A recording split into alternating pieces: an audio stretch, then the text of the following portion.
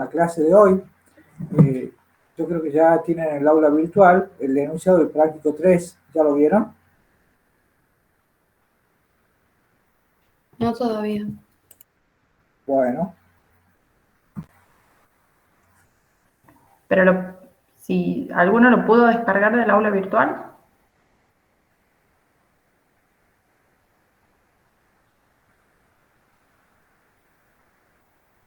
Sí, ingeniero, ahí lo estoy viendo. Perfecto. Sí. Bien. Bueno.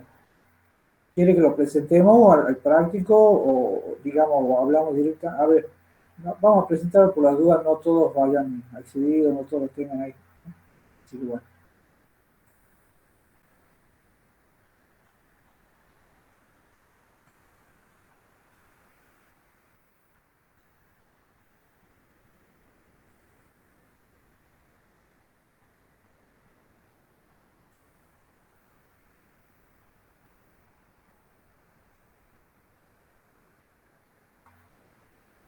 ¿Se puede ver? Sí. Bien.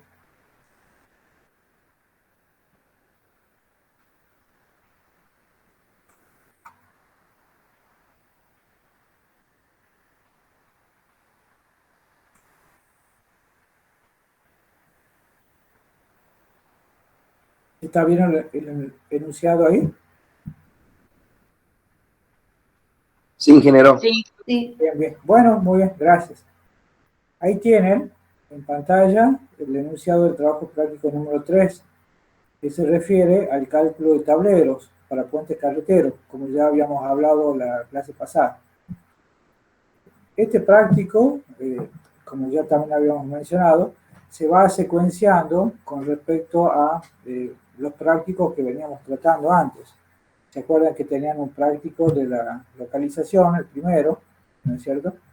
Y tenían el segundo práctico que tenía que ver con la configuración geométrica, la configuración estructural del puente general.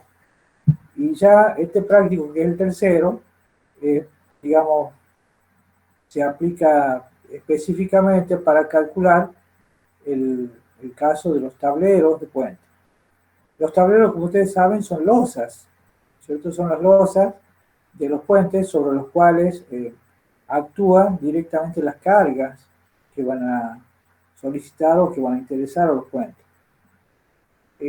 Como en este caso hablamos de puentes carreteros, se entiende que las cargas tienen que ver con, por supuesto, su carga permanente, su peso propio, y las sobrecargas ocasionadas por vehículos, ¿no es cierto? Que ustedes ya saben, de acuerdo a los criterios reglamentarios, cuáles son los vehículos que se consideran.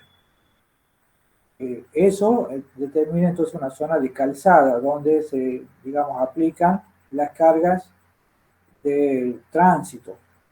¿Está claro hasta ahí, no es cierto? Sí, ingeniero. Bien, bien, gracias. Yo cada tanto le voy preguntando un poco para ver si me están escuchando bien.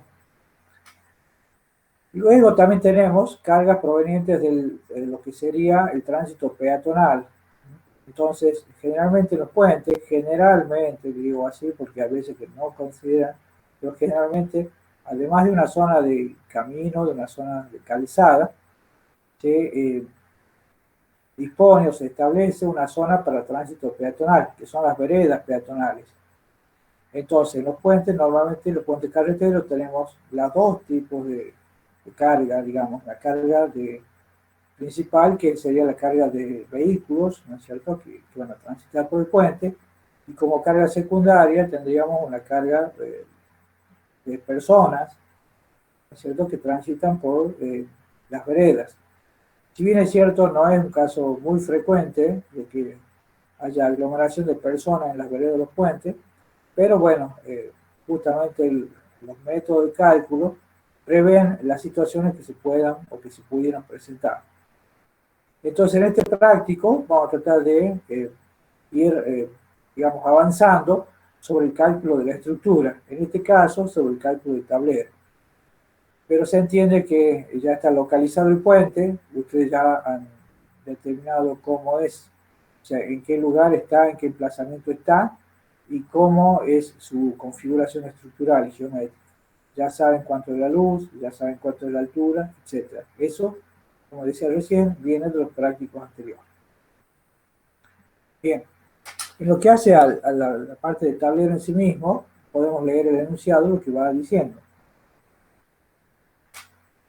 A partir de lo que ya se tiene en los prácticos anteriores, se requiere diseñar, calcular las solicitaciones y dimensionar el tablero para el puente ya especificado, teniendo en cuenta al menos dos alternativas para su diseño y o construcción.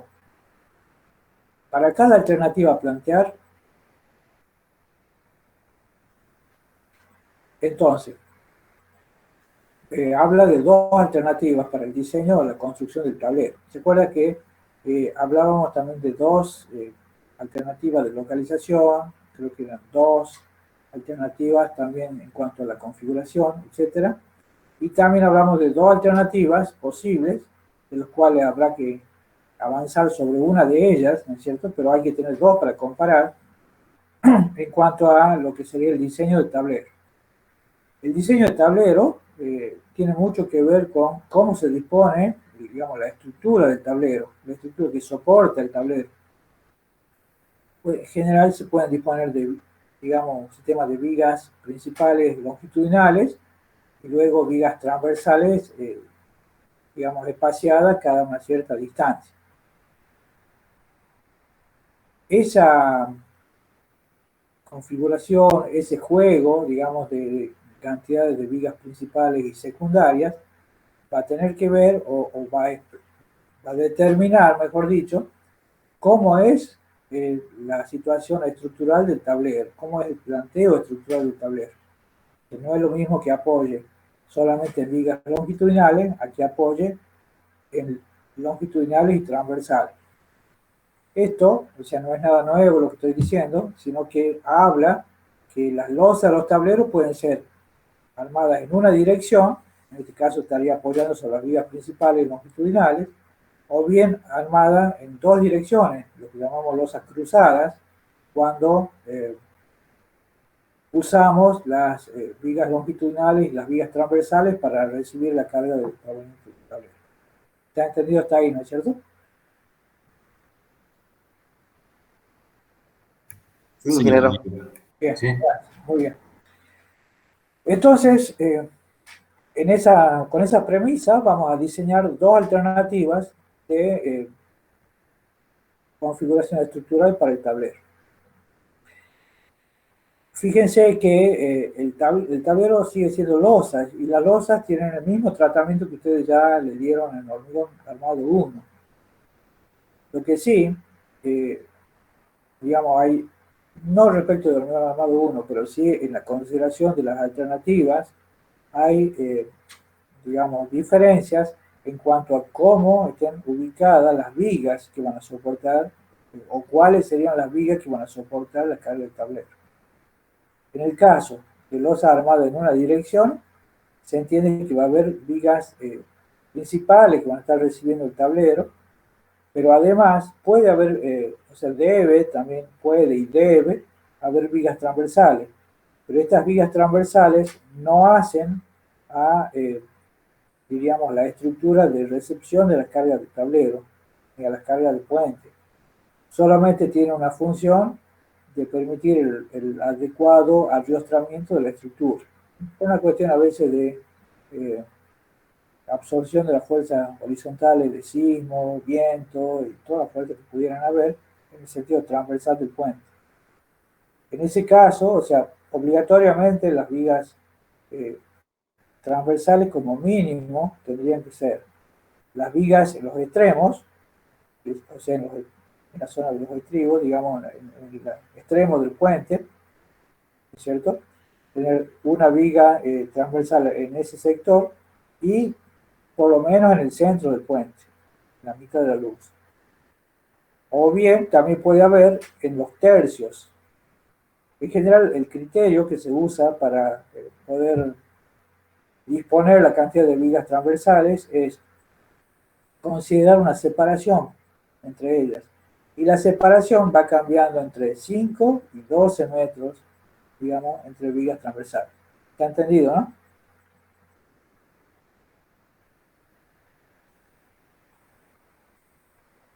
Bueno, supongo que me han entendido, nadie dijo que sí, y nadie dijo que no.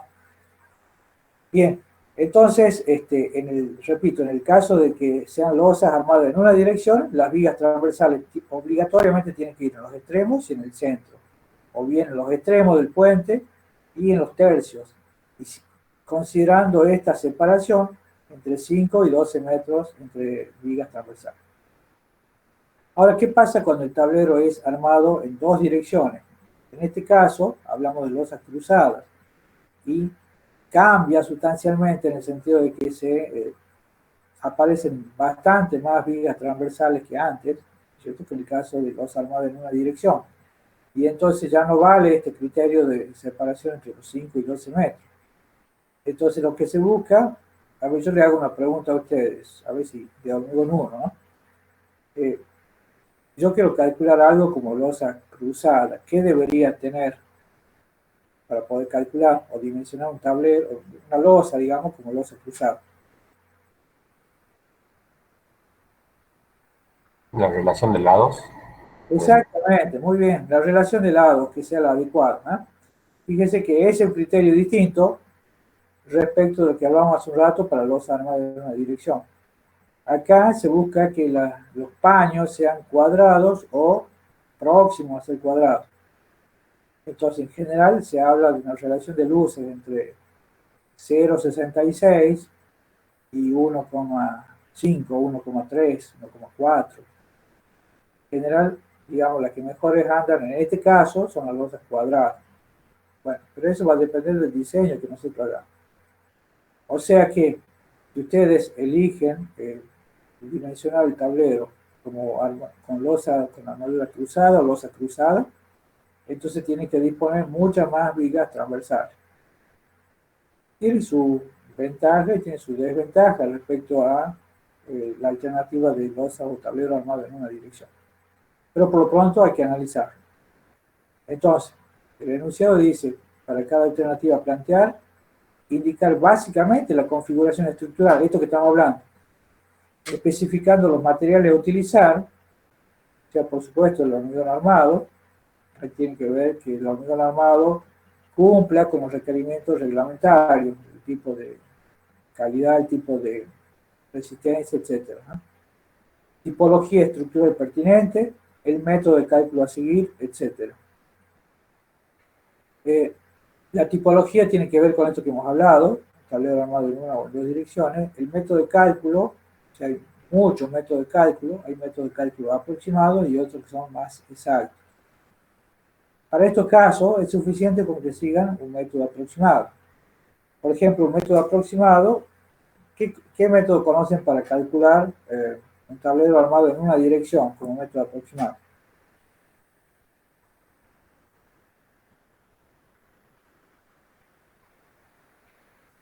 Bueno, el ingeniero Pérez ya seguro que le ha mencionado que en este caso se puede utilizar el método dado por Lesser, siempre y cuando haya una luz máxima de tablero a trabajar, digamos, a considerar. Esa luz es de 3,40 metros.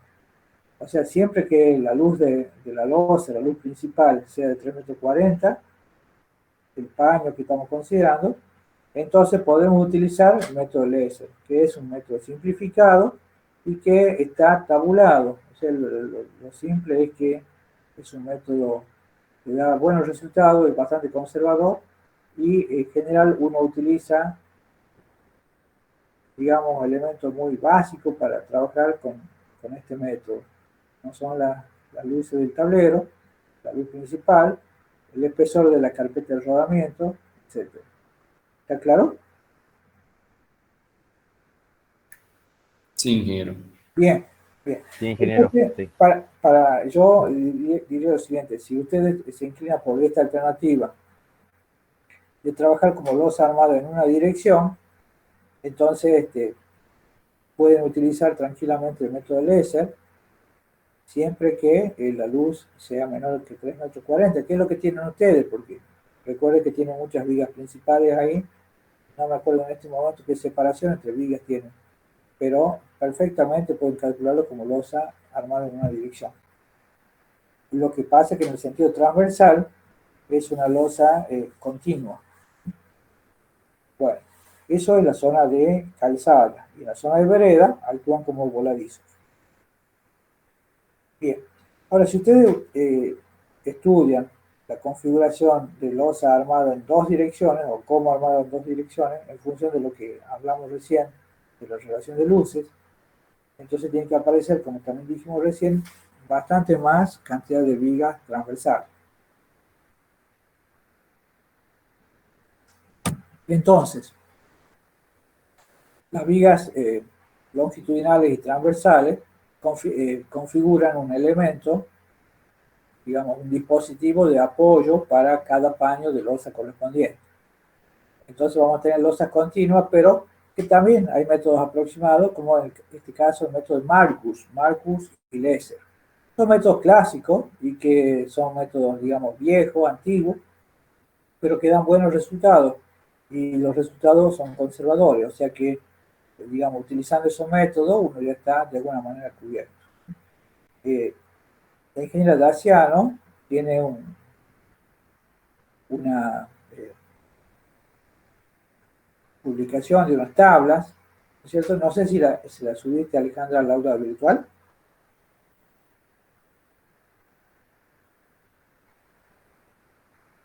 No me escuchan. Bueno. ¿Me están escuchando el resto? Sí, Sí, ingeniero. ingeniero, se le escucha bien. Sí. Ingeniero. Yo para poder que ustedes vean la presentación que estoy haciendo del práctico, entonces yo no los estoy viendo a ustedes, pero bueno, por lo menos es importante saber que me están escuchando. Entonces le decía recién que la ingeniera tiene una publicación que si ya no sé si ya la ha subido, si no, ya la va a subir, sobre el método de Marcus Lesser, referido a losas cruzadas. En los dos casos, tanto losa armada en una dirección o losa armada en dos direcciones, digamos, las cargas son las mismas. Entonces, tienen que considerar las cargas reglamentarias, estableciendo los pesos propios o cargas permanentes, y las cargas, digamos, de sobrecarga, referidas básicamente al tránsito de vehículos y tránsito de personas. En el caso del método de Marcus, para losa cruzada, como decía recién,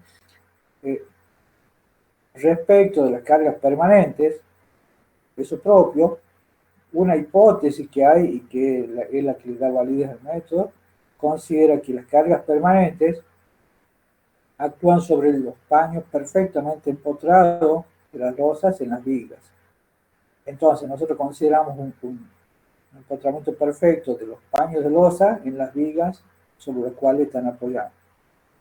Eso hace que, digamos, la razón de ser del método, y eso hace que las solicitaciones se repartan en las dos direcciones, a diferencia del caso de losa armada en una dirección, donde tenemos la solicitación principal en la dirección menor. Bien, entonces, para losas cruzadas, tienen que, para cargas permanentes o peso propio, tienen que considerar lo que le llaman el caso 6 de Marcus, o sea, un paño de losa empotrado perfectamente en los bordes, en los cuatro bordes. Hay otra solución, otro caso que le llama Marcus, donde está apoyado en los bordes, a veces tiene los bordes libres, o a veces está empotrado en algún borde y apoyado en otro. Ese borde paralelo, borde adyacente, etc. ¿Han entendido, no? Sí, Sí. Bien, muy bien, gracias. Bueno, entonces, haciendo esta distinción o salvedad de cómo son las configuraciones del tablero, y siguiendo algunos de los métodos, pueden ser los métodos aproximados que les acabo de mencionar, o pueden ser métodos más exactos, como por ejemplo métodos de elementos finitos, ¿sí? O hay varios métodos. En general, para luces chicas, como son las que tenemos habitualmente, luces chicas de tablero me refiero, se trabaja con métodos aproximados porque suficiente, justamente, perdón, la redundancia, suficiente aproximación como para dar directamente resultados confiables, ¿no? Bueno, entonces, volviendo al práctico, digamos, una vez que nosotros analizamos esto, cada alternativa tendríamos que presentarla de esta manera. Hacer una configuración estructural en planta del puente, escala 1 en 50. Entonces, dibujaríamos sobre una planta del puente, una planta esquemática, cómo se estructura, cómo se soportan los tableros, el tablero, perdón, de losa del puente. Una dirección, dos direcciones. En esa configuración van a aparecer las vigas principales, longitudinales, las vigas secundarias y las principales dimensiones justamente en planta. La separación entre vigas longitudinales y la separación entre vigas transversales. Ahí se va a ver esto que hemos hablado de la diferencia o la distinción entre los dos casos, losas armadas en una dirección o losas cruzadas. Luego, en función de lo que hemos hablado, lleva un cálculo de solicitaciones. El cálculo de solicitaciones puede ser un método exacto, como dijimos recién, o un método aproximado. Luego viene el dimensionado, que el dimensionado no es más que el dimensionado del tablero, dimensionado una losa. Lo que tienen que tener, entonces acá si aplicamos qué tipo de hormigón es, qué calidad de hormigón, qué recubrimiento vamos a tener, etc. Luego aparece un detalle de armadura, donde se van a ver cuáles son las armaduras obtenidas. Entonces habría que dibujar un detalle de armadura. Luego, digamos, esto sería la parte de tablero en sí, la parte de cálculo. Luego, hablamos de una planta general del puente, donde se vea qué se va a ver en la planta general, como una vista superior del puente, viendo todo en el sentido de se ve la calzada, se ven las veredas, se ven las barandas, si hay elementos de protección del puente, tipo guardarray, etc. La defensa.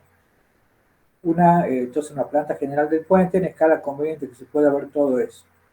Una sección transversal del puente, ahí se va a ver, esta sección es parecida a la que ustedes ya tienen en la documentación de gestión.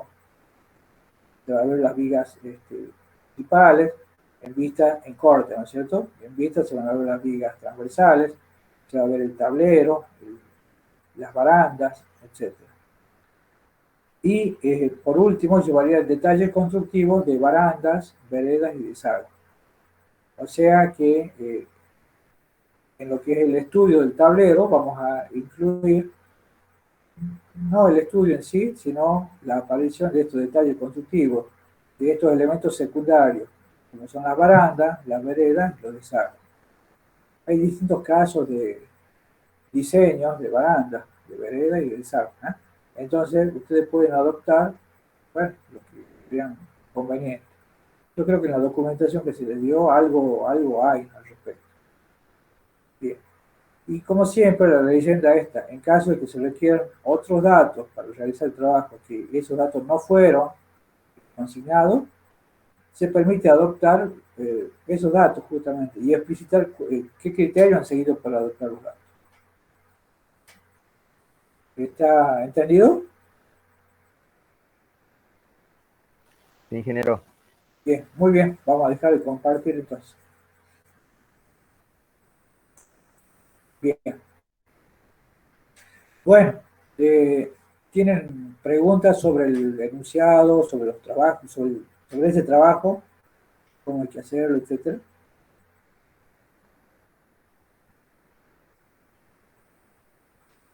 No, en un principio. Bien, gracias, Rodrigo. Ahí te... Ingeniero, ¿qué fecha de entrega tendría este práctico? Muy bien, muy buena pregunta, John. En cuanto a entregas, hoy teníamos previsto la entrega del trabajo práctico número 1. Era así, ¿no? Sí, así es. Sí. Entonces, Sí, ingeniero. en principio sería dentro de 2 semanas. O sea, hoy es 14. En principio sería el 28 de septiembre. ¿Ya fijaron la fecha de algún parcial con el ingeniero? No, solo dijeron al principio del cuatrimestre que iba a ser a fines de Sí, septiembre. sí, sí. Ah, bien, bien, bien. Bueno, entonces podríamos, como primera fecha para presentación del práctico 3, el 28 de septiembre, ¿sí? Perfecto. Con lo cual, la semana que viene, o sea, el 21 de septiembre, Día del Estudiante, tendrían que presentar el práctico 2, ¿sí? Sí, sí. Bien, y también como ya habíamos hablado, a partir de la semana que viene va a haber, por clase, va a haber 2 grupos que nosotros le vamos a avisar previamente para que preparen una pequeña exposición sobre lo que van haciendo en el práctico correspondiente. ¿Se acuerdan que habíamos hablado de eso? Sí, ingeniero, tengo una pregunta. Sí, sí, Vio que mandamos hoy las propuestas, o sea, el TP1. sí, Entonces, sí. ¿se nos va a corregir esas propuestas o ya nos quedamos con la que hemos elegido sí o sí? La ingeniera Daciano lo va a ver y si hay alguna, a ver cómo podemos decir, corrección gruesa que ustedes se han equivocado, no sé, de considerar la ubicación, han tomado otro río, por decir una cosa grosera, han tomado otra ubicación correspondiente a otro río en otro lugar, entonces ahí se le va a devolver para que ustedes hagan la Bueno, corrección correspondiente. Si no tiene correcciones, diríamos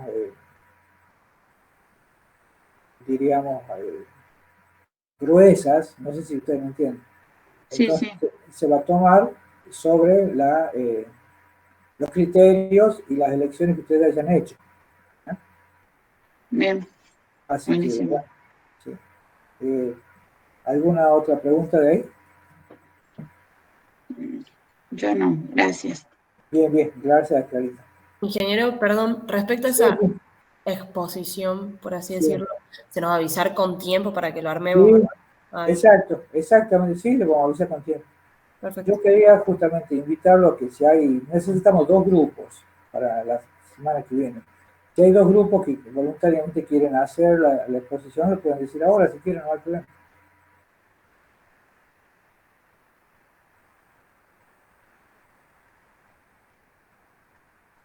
Silencio general. Bueno, si ustedes no eligen, entonces nosotros vamos a elegir 2 grupos, pero por supuesto le vamos a dar tiempo. ¿Ah? Entonces, la idea es que por semana haya 2 grupos que vayan exponiendo. ¿Cómo es Ingeniero. Sí, sí, ¿alguien quiere preguntar algo? Sí, yo. ¿Algo? Sí, ¿Podrían tratar de avisarnos más o menos cuándo sería el parcial? Sé que todavía no hay una fecha, bien, pero por ejemplo el 7 de octubre creo rendimos cimentaciones. bien, Entonces como para organizarnos bien para estudiar. perfecto, muy bien, gracias Agostina. Yo le diría lo siguiente, el jueves, cuando tengan clase teórica con el ingeniero, plantearle eso, para que ya vayan previendo la fecha del parcial. ¿Ah? Porque cuanto más tiempo se pueda hacer, va a ser mejor para todos, para ustedes y para nosotros también. Y es cierto, porque ustedes tienen otras materias y hay que coordinarlas también con esas materias. Así que el ingeniero Pérez lleva la coordinación con las otras materias, pero bueno, eso le podría preguntar si ya tiene previsto alguna fecha. ¿Está bien? Ingeniero, Sí, sí, John. con el grupo 6 estamos dispuestos a presentar. Bien. Sería del primer trabajo práctico, ¿verdad? Sí, sí, sí, exacto. Bueno, muy bien. Perfecto, muchas gracias. Sí, La semana que viene sería el martes o el jueves, ingeniero. y la clase práctica el martes. Ah, bien. Sí, sí, sí, martes. Justo martes 21. Y hay clase, si hay clase el martes. ¿Eh? En realidad va a ser la próxima, diríamos, la próxima clase práctica. ¿Eh? ¿Está bien? Bien, ingeniero, sí, gracias. Bien, bueno, muy bien. Ingeniero, grupo sí, número 8 también está dispuesto a rendir la semana que viene, la bueno, exposición. muy bien, muchas gracias, Martín. Alejandra va tomando nota de los grupos esos. Entonces, grupo 6 y grupo 8 exponen la próxima clase práctica. Exactamente. Bueno, le vamos a dar prioridad a esos prácticos, perdón, a esos grupos para poder ver los prácticos que ya han presentado, para que con tiempo vayan organizando su exposición. ¿Ah? Así que, bueno, muy bien. ¿Qué otra cosita quieres preguntar? Porque hasta ahora es como que, o sea, estamos viendo cosas aparentemente aisladas en práctica. Ya a partir de la semana que viene, con las primeras presentaciones de ustedes, vamos a ir viendo. Fíjense que uno, en general, puede, cuando localiza un puente, puede tener determinados criterios. Y después cuando lo vamos a calcular el tablero del puente, por poner un ejemplo, puede suceder que tengamos que volver hacia atrás en el sentido de el ordenamiento de trabajo. Capaz que para ese tipo de tablero no sería una buena ubicación del puente. No sé si me entienden. Están muy relacionados. Entonces lo que nosotros tratamos es de ir secuenciando, pero siempre teniendo en cuenta, avanzando como paso firme, teniendo en cuenta los pasos anteriores. Por eso son a veces temas aislados, pero que en realidad están hilvanados, están conectados entre sí. Cada vez vamos acercándonos más a calcular la estructura principal del puente. ¿Alguna otra cosita?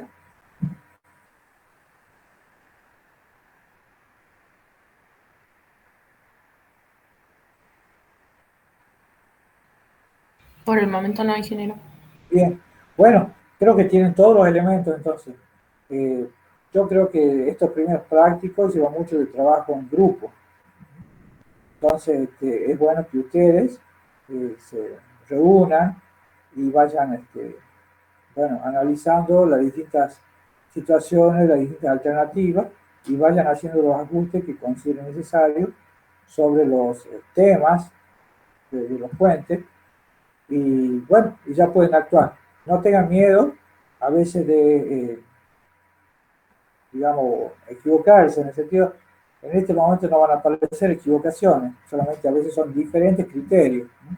Y es bueno que lo charlen en grupo para que unifique el criterio, o vean un criterio, digamos, mayoritario, principal, para elegir la ubicación del puente, para ver cómo va a ser el puente, y para avanzar sobre el tema del tablero. ¿Está claro? Sí, ingeniero. Bueno, muy bien. ¿Alguna otra cosita que quieran preguntar ustedes?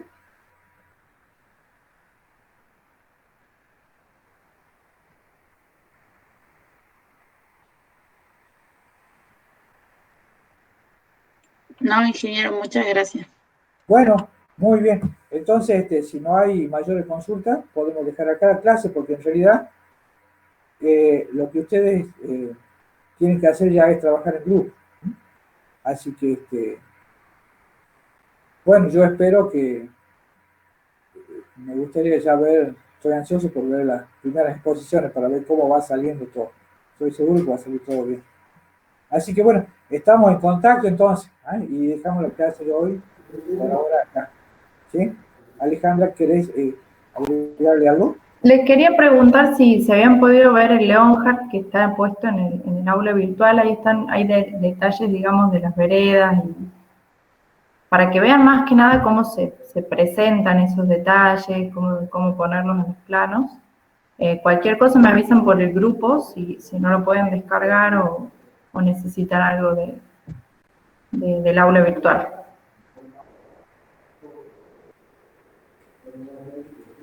Bueno, muchas gracias, ingeniero.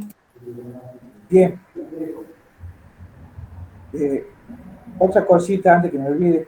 Ahí, Alejandra, ¿pudiste subir esas tablas del S? No, ahora se las voy a subir. Bien, bien, bien, bien. No sé si escucharon que yo le comentaba recién a los chicos, justamente habla de los distintos casos para losas cruzadas y cuál es el caso que ustedes tienen que considerar para las cargas permanentes.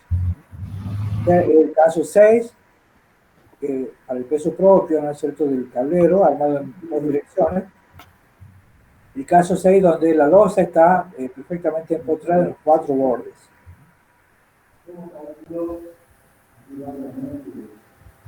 Bien, ¿Nadie quiere preguntar o nadie necesita preguntar algo más?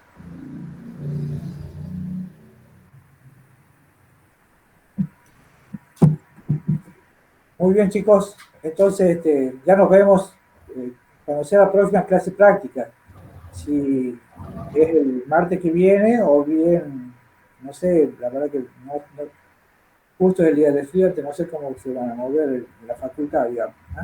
Así que, bueno, en la próxima clase práctica ya arrancaríamos con las dos exposiciones esas y luego vemos el práctico correspondiente a ese día.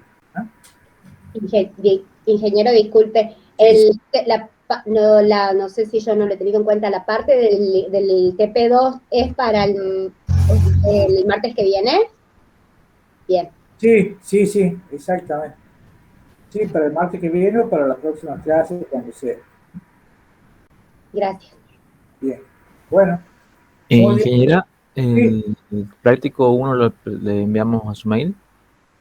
Sí, me lo mandan por mail. Lo que sí les pediría también una cosita más, no me manden archivos de AutoCAD, háganlo PDF al plano. Porque Perfecto. así no tengo problemas para abrirlo ni nada. Todo en PDF o bueno, si quieren el Word, y pongan el nombre del práctico y el nombre del grupo en el enunciado. Bien, muchas gracias. Hasta hoy, chicos, mándenme por mail el práctico 1, ¿sí?